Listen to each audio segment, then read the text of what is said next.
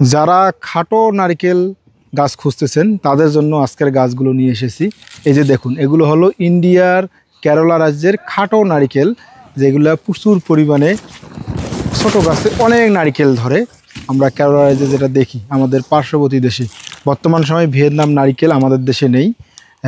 এটার পরিবর্তে এই খাটো জাতের নারকেলগুলো কিন্তু খুবই ভালো আছে।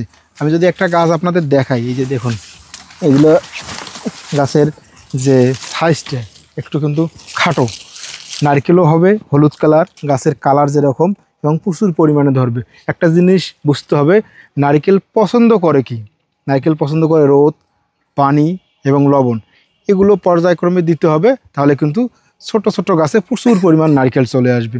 যদি সঠিকভাবে এই খাদ্য ব্যবস্থাপনা, সার ব্যবস্থাপনা, পানি ব্যবস্থাপনা করা না যায়, সেক্ষেত্রে দেখা যাবে কি নারকেলের গাছ অনেক বড় হবে কিন্তু ফল দেবে না।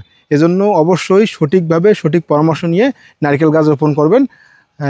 ছোট ছোট গাছে প্রচুর পরিমাণ ফল দেবে।